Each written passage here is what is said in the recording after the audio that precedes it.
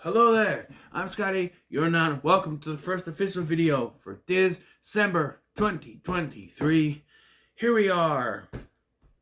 It's December. It's not the end of October. It's December. Look at the snow. Look at all that snow and not just leaves falling because it's October. Ooh, it's cold and not just a little cool because it's October. Okay. Probably figured out by now. I don't know. I'm recording this at the end of October. Stuff's going on, so I have to start recording this early if I want to have some up on the channel. I'm gonna do a video where I talk about why there's not gonna be much on the channel in November, so it'll probably be up by now. But if you've seen that video, then you understand why I'm talking like it's not December, but it is. But anyway. Disney Channel celebrated 30 years, despite the fact that I didn't know about it till the mid-90s. Apparently it started in 1983. And I came upon it in the early 90s, I should say, the early 90s. And it didn't become a regular channel until the late 90s. And in the late 90s, that was my bread and butter for Disney Channel. Some of the early stuff, the early 90s, was fun. I had a tape with a bunch on there. Because back in the day, you had to order it, right? That's what it was. You had to request and order the Disney Channel to be on there because it wasn't a channel yet, and now it is, and then it wasn't because there's issues with Spectrum. But now it's there, it's back, except for Freeform. That was part of the deal. But the late 90s and what the 2000s version was, Zoog Disney, I grew up with those. And one of the shows I watched on the Disney Channel was So Weird. So Weird is a paranormal TV show for kids where it is this family, for lack of a better term, who are on the road. So it is the Phillips family, Molly Phillips, who is the mother and a singer, and she's on the road touring in her van, and her two kids, Fee and Jack, are with her. Fee is the one who searches out paranormal stuff everywhere they go. She searches it out. Jack is, of course, the naysayer, which becomes an issue as further on as we go into the series and all the shit that has happened during this series.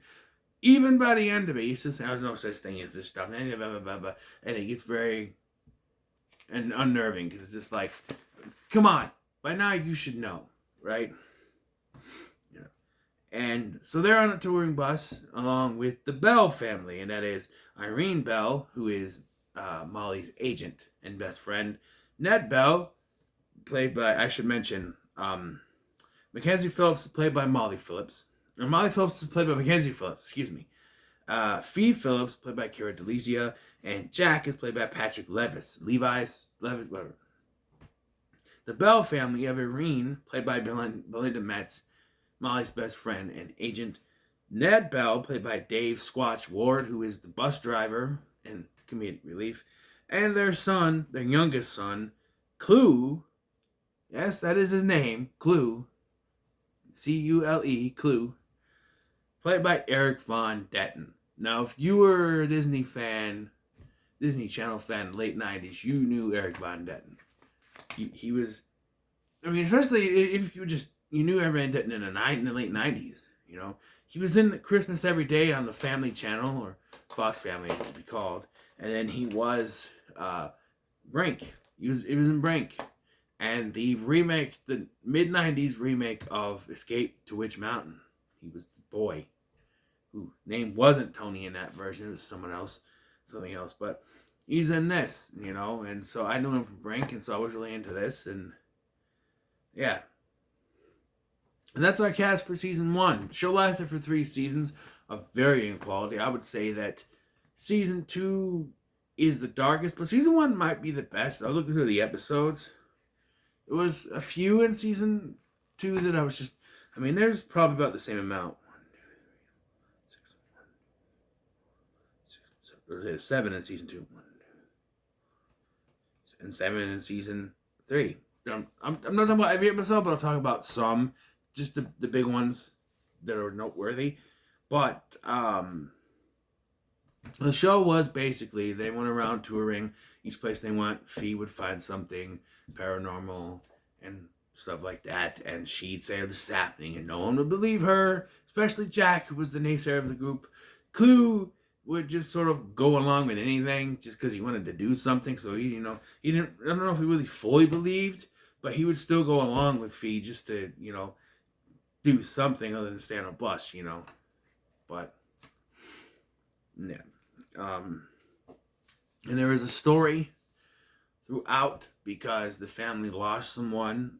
Molly's husband, Rick Phillips. I didn't look up the actor. Sorry. It changes to his different actor in season 1 than it is in season 2 because he was more prominent in season 2. He died when Fee was like 1 or 2 years old, and and so she has, she barely knew him. She has some kind of connection to him, I guess, and that kind of goes over as that Molly and Rick were in a band, and now she's finally going solo out on a tour without him, and she's sort of at a loss of what she really wants to do, and then it's not till season 2, I think it is, when she starts to record her first album without him, that really starts to get to her, and she doesn't know if she can do it, and she wants to give up. The episode Encore, where we do flashback stuff. But season 1 is very tame when it comes to the overall lore of the show. We know that Rick died. We don't know how. We don't have any other context. We just know that he died and is suffering from a loss. And apparently it was years earlier, because Cara Delisi was, I think she was supposed to be 14 and Jack was 16, because there's an episode in season 2 where they go driving. Although Clue must be older, like 17, because he's going to go to college. They do have the school. They do school on the bus, on the booze, as I would say, on the bus. And Ned is their teacher. So, notable episodes in season 1. We have the first episode, the pilot, Family Reunion, which I'm only talking about because of the first episode. But Molly is recording in this studio that it was brought to this bigger building that is the site of a fire. But also there was a ship that crashed many years before the fire, and Fee keeps seeing this ghost of this little boy. Now, like I said, I'm only talking about this because this is the first episode, so it's very cliche what happens here. If you've seen the Are You Afraid of the Dark episode, Tale of the Frozen Ghost, I think you know where it goes, because, I'm cold. The boy just wanted his coat and then reunited with his family, I guess. And yeah, that's exactly what happens. But it introduces all our characters and the quirks that they're going to have. You see that Fee is obsessed with the paranormal. She has her own little website. You see that Jack is against that. You see Clue will go with whoever just to have fun or, be into stuff. And you see that the parents are sort of in their own little world, but they're also concerned about their kids. It works. Next we have Memory. And this one is a memorable one because it's an episode where they land in, I don't know where they end up at. It's a place that's really hot. And all the adults, most of the people can't remember what happened from a night before and trying to piece together what it is. And it all leads to aliens. Every time that Fee tries to get someone to remember, it's like a blinding pain and like their memory has been erased or messed with. And it's a nice little subtle type of episode, but alien, you could see the aliens there. We don't really get to see it. It's a little bit distorted, which works because, 1999, they probably look like people in suits. So to distort it a little bit, to make it look a little bit better, I think it works. But yeah, this is one of the episodes that pops up in my mind when I think of memorable episodes for season 1 at least. Yeah. We have Angel, which is probably one of my favorite ones. While driving to their next destination, Ned sees a man in the middle of the road and swerves and ends up breaking a fence. Apparently, it's happened before to these people. We find out that the person that he almost hit was actually an angel, and it drove Fee. It found Fee because Fee is the bone marrow match for this girl with leukemia, and this girl Gabe becomes sort of a love interest for Jack, even though we never see her again. But by the way, the actress here was also in an episode of Supernatural. It's either Scarecrow or Hookman. It was Hookman. She's Lori in Hookman. Yeah, that episode. Good episode, too. But, yeah, it establishes this character. She's mentioned a few times. Jack is wearing the necklace in a couple episodes that she gave him. So she is mentioned. At one point, he's not in the episode because he's with her. I don't know what the real reason was, but she is mentioned. And then we have probably the saddest episode. Rebecca. Okay, so one thing I have to go back and talk about is the music. The music in this show is fantastic. At least till season 3 when they decided, oh hey, Mackenzie Phillips is not going to be the only one singing, and now we have someone else. We'll get to it. But yeah, the songs in these are really good. I listen to them all the time. But probably the saddest song because of the context of the episode is Rebecca. When Molly was a little girl, she had a friend named Rebecca. Best friend. One day, on Rebecca's birthday, she went to surprise her and found out that she and her parents had moved out. And she had never seen her again. All these years later, there's a strange teenage girl that shows up where Molly is recording that looks just like Rebecca. She claims to be Rebecca's daughter, and Molly wants to see Rebecca, but it's a little iffy. We find out that it actually is Rebecca, because Rebecca is an immortal who doesn't age. I think it's 100 years for every year. I think that was this, unless it's something else, but she doesn't age normally, so she still looks like a teenager. And Fee figures it out, and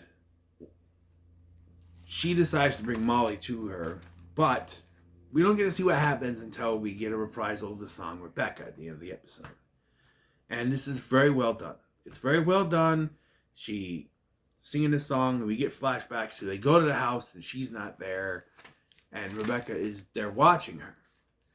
And it's a sad song because it's all about she was her best friend, and she loved her, and she was just gone. She disappeared, you know. If you ever had a friend move away, that, you know, you feel that. You know, I had a couple friends that moved away growing up, and I was one that moved away, even though I was in the same freaking town. It was different. I had a couple friends at this apartment complex, and then I moved away, and I never saw them again. They were younger than me, so we didn't go to the same school. But I had friends in high school, but it's just like, I had school friends, and then I had home friends. Those are my home friends. I'd go home, do whatever homework I had, if I had it, and we go outside, we play around, you know. With my friends, I'd have his shirt off all the time. There was one time, someone threatened to stab me with a knife, and he's like, okay, that's it. Took his shirt off. I'm like, fine, you know. But, I don't know, we're kids. You know, you're a kid, you take your shirt off, you're going to run on the grass. You don't know there's bugs in there. You don't care. I mean, we're over 10. I was 12, 13, I think. This would have been 2001. I was older than that. 13, 14? 13? 4? I don't know math. But anyway, yeah, if you ever lost a friend that moved away, you understand this episode, and it's a shame they never brought this character back. By the way, Nadia Nascimento, I don't know how to pronounce her last name. Cassie from Animorphs, that's the actress. A lot of familiar faces in here, but that is probably the most, the saddest one. The most fun, though, is Singularity. Ah, yes. The gang are playing basketball at this park, or baseball at this park. They hit a homer ball into the yard of some crazy old man, and when Fee goes to retrieve it, he says, nope, there's no ball here. So they try to figure out where it went, and they go to the backyard, and Fee realizes there's some sort of portal in the backyard. She throws Clue's hat in there, they jump in, and there's this big wormhole thing with a bunch of balls. There's a dog in there, and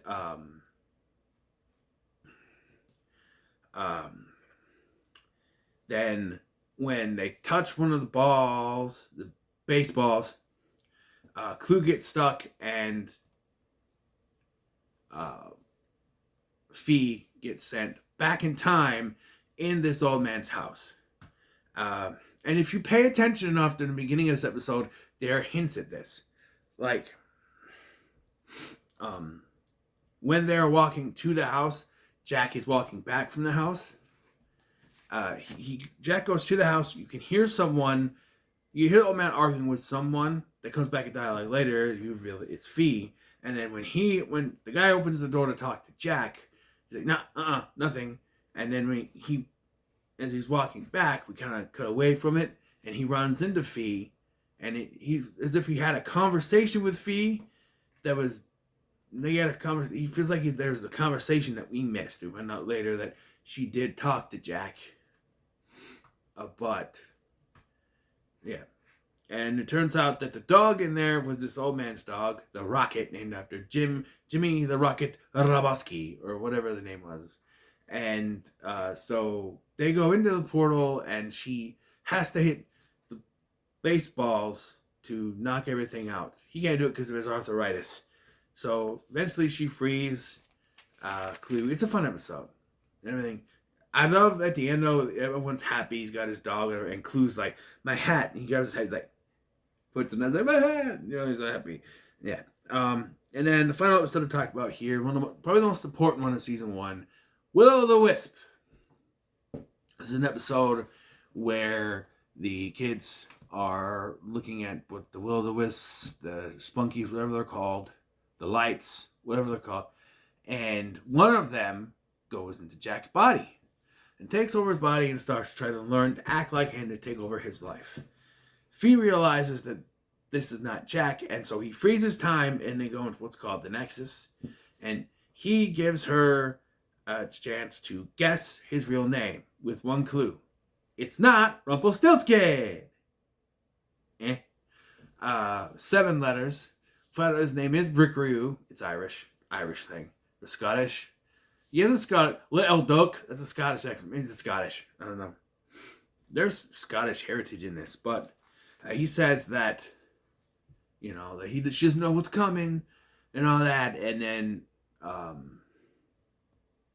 he tries to bribe her with showing her father, which does lead into future stuff in season 2, but it doesn't work. Finds his name, Rickaroo, and he's banished. For now, but that is the season finale, and it is a good way to end it. They've all basically been Monsters of the Week stuff, and this was setting up that in season 2, we're going to go a little bit more into lore stuff, which is what it is. Season 2, though, is a bit of a switch.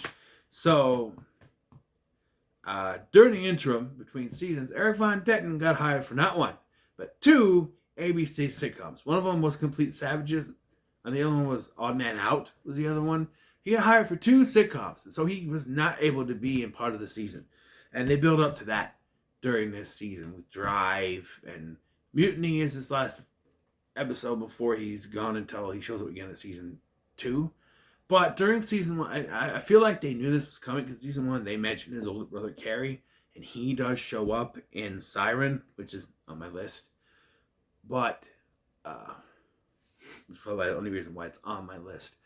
But they do that, and Clue does go away, which kind of makes it a little bit worse for wear for me, because I love Eric Van Detten and what he did on the show. But, season 2 is the darker season of all 3. We'll get into that, but, yeah. So, we'll start off, and this season we do explore more of the lore. We find out and I don't know what's in one of the episodes that I picked. So in one of the episodes we find out, even not even in season 1, that Rick also was into the paranormal, and they're worried about Fee and everything, and being like her dad.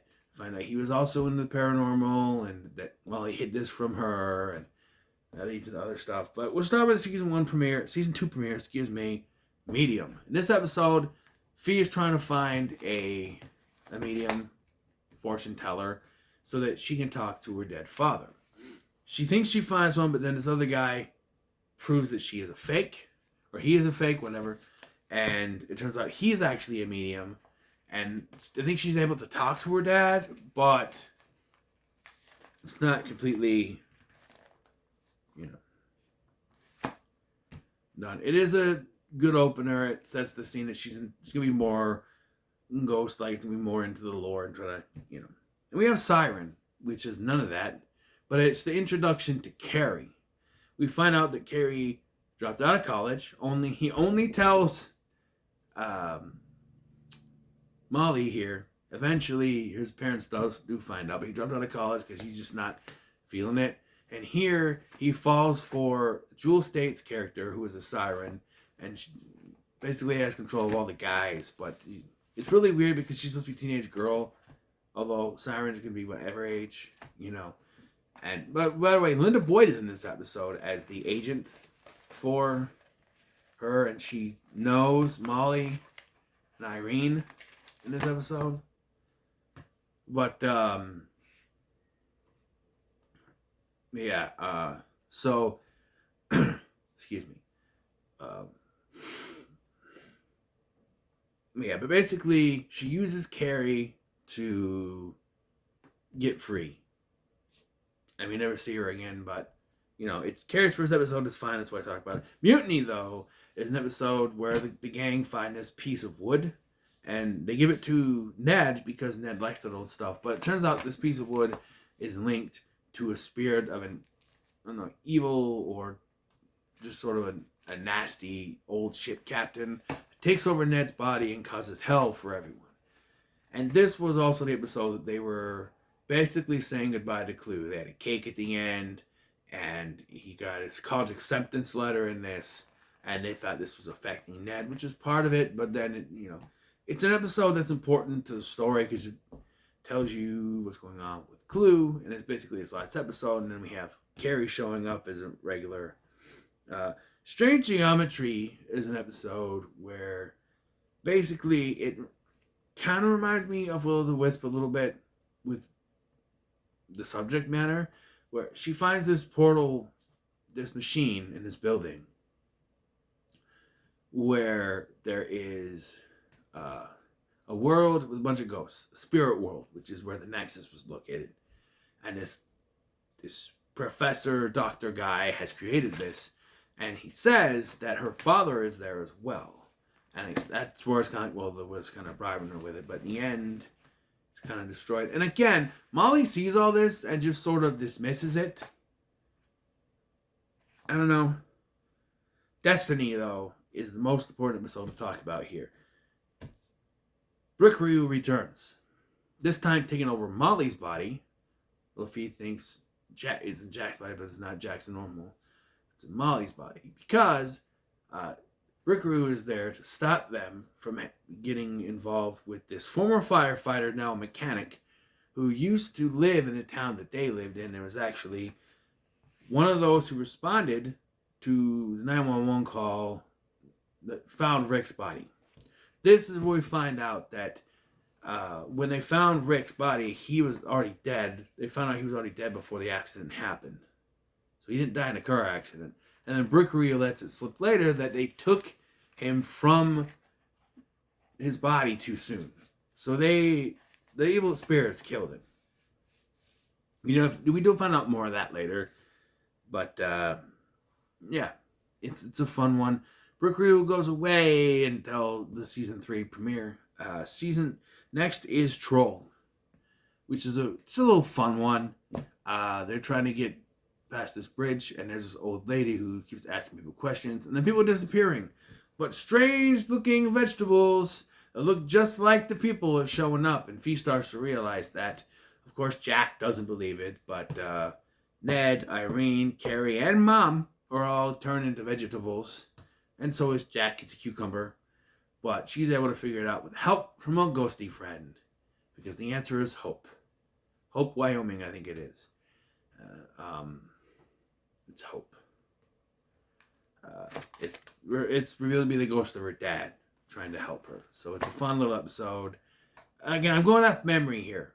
Not the episode memory. I'm going off memory for these, but, And then finally, the season finale, Twin, which brings everything from the first 2 seasons to a head, and I'll explain why at the end.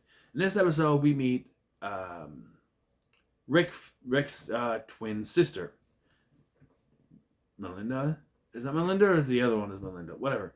Um, and when they were kids, they had a weird code that they would write to each other. She starts writing down and realizes that's the code, and it's trying to get in contact with Fee, by the fact that we already seen him in contact.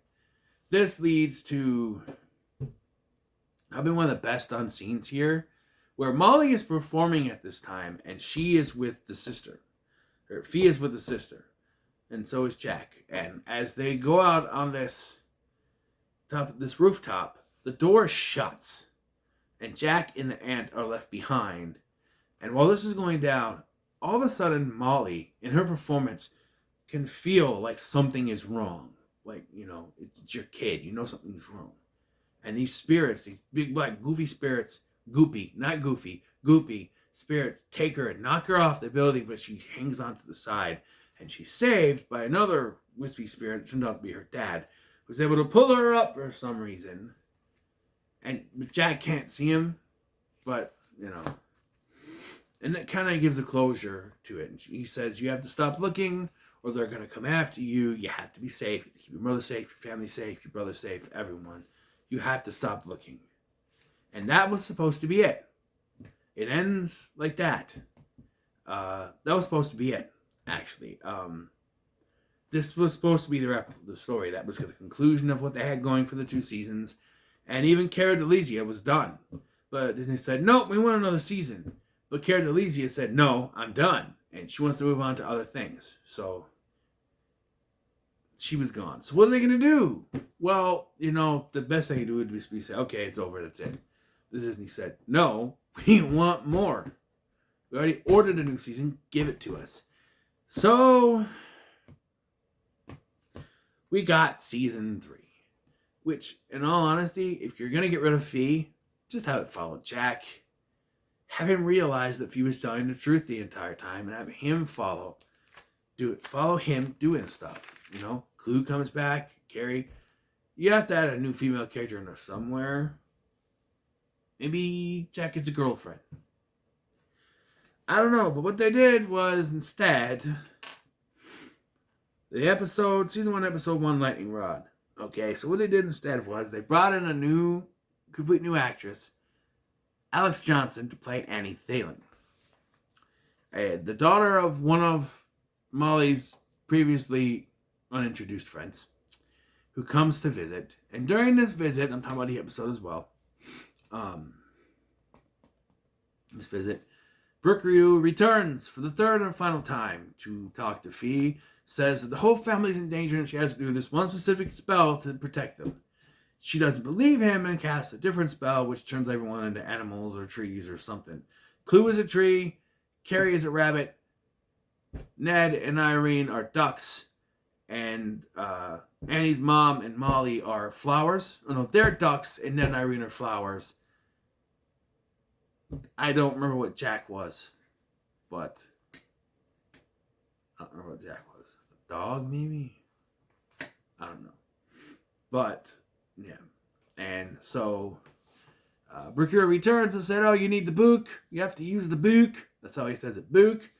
But Clue was holding the book when the magic took hold, so they're now when the tree leaves. And so she and Annie have to read it and read the spell that reverses everything, and then she reads the right spell, which ends up being a trick and erases the memory of Brooker's name from her, and also gets rid of the design on her father's ring that she wears. And then she gives the ring to Annie, and the design pops back on. By the way, Annie is not affected by the magic because they said that it's off limits. She's protected, which will not be the case with any other magical thing in this season because of plot convenience. At the end of the episode, Fee decides she's going to go live with her Aunt Melinda, and Annie becomes our main character. So, bye Fee, hello Annie. During the season, we found out that Annie has a panther, I think it is, or jaguar, that protects her. It's some sort of thing when she was a kid.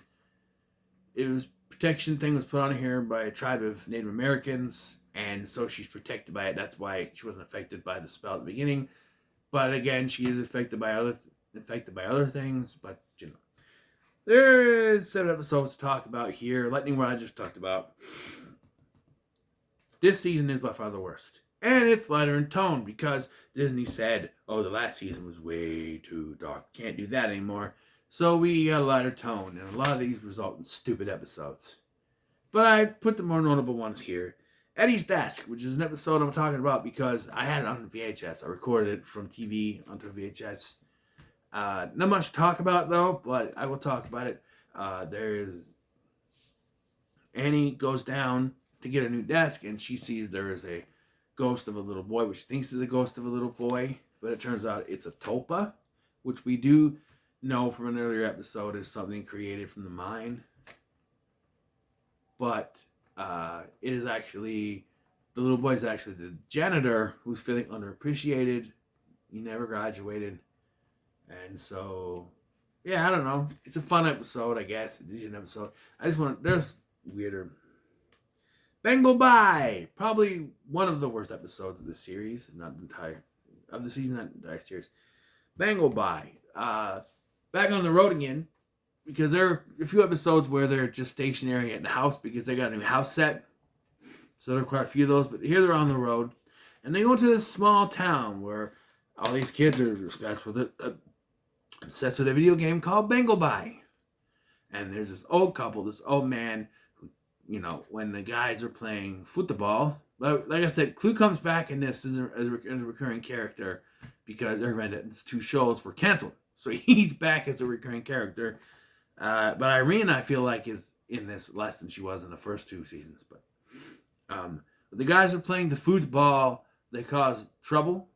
And so they end up playing the Bengal Bye. And it turns out that this old man created this game to keep all the kids in town distracted so that they wouldn't disturb his wife.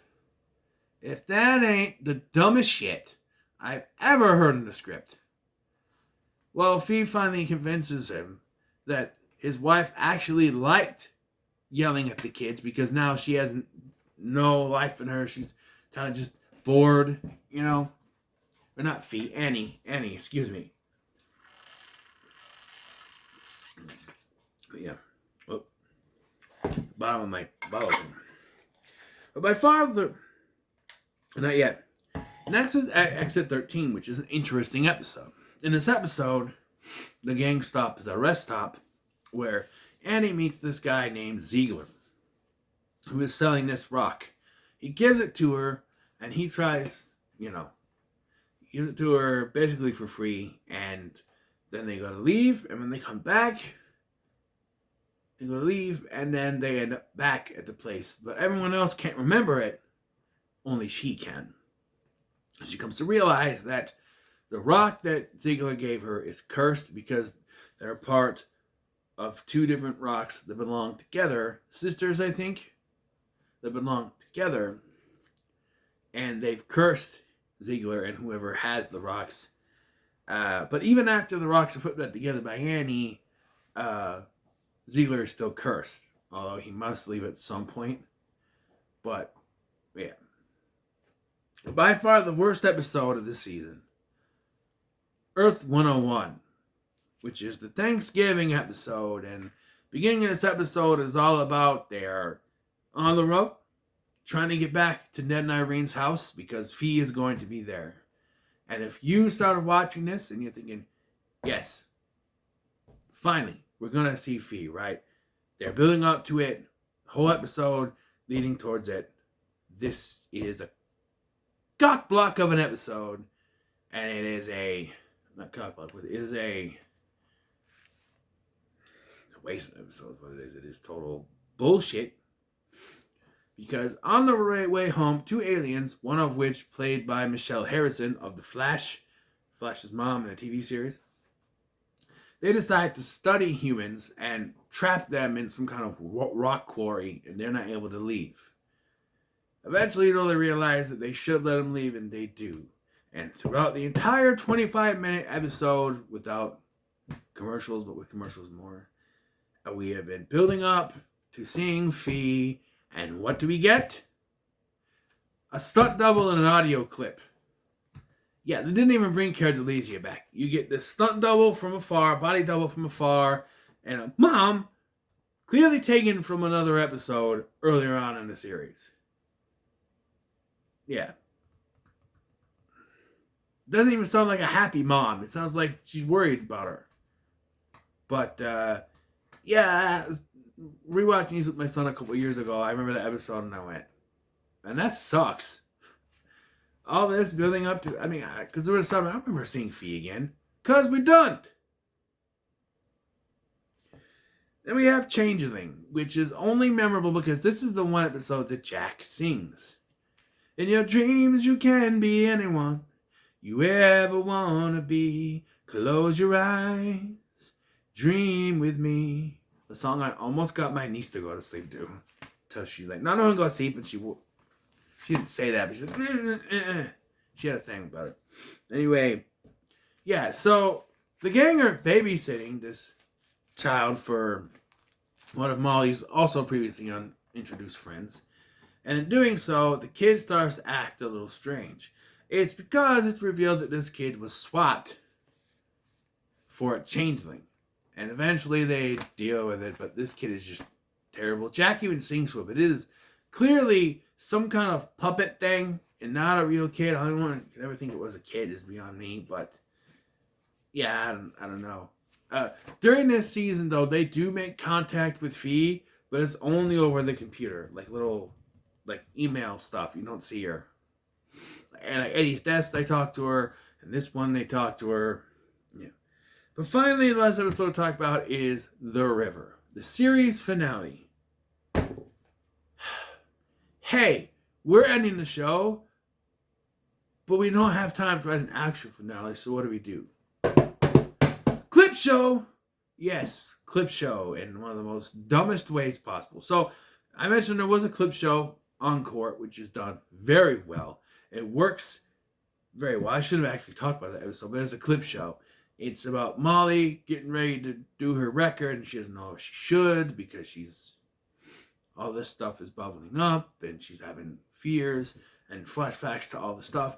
This one, though, Ziegler returns. Not really.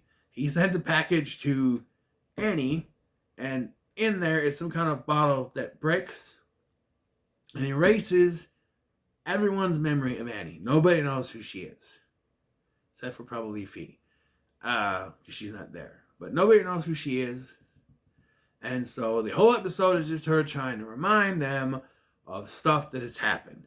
This is supposed to be the series finale. This is supposed to be the big clip show. The only problem is this. The only clips they show are from this fucking season. That's it. They show from this season. None of the stuff from the first two seasons because Annie wasn't there. So, because you are framing this as it is Annie's, you're trying to get them to regain their memory of Annie. It does nothing to serve the purpose of the clip show idea. Because all the clips are of this season, which not anything really good happened this season. So, yeah. And if you're watching through this, you already know all this stuff. Like, you want to go back and, I'm going to have season 1, we're going to have season 2. Oh, yeah, the aliens, oh, yeah, all this stuff, you know. But, yeah, so it's not a very good finale. One last thing before I go, the music, like I mentioned. Mackenzie Phillips sings her own songs. But during season 3, they decided, hey, Alex Johnson can sing too. She can sing songs too, which is fine. They're fine, but Molly's are more memorable. Like, do do do do do do do do do do do do do do do. She Sells is the name of the song. And New Math.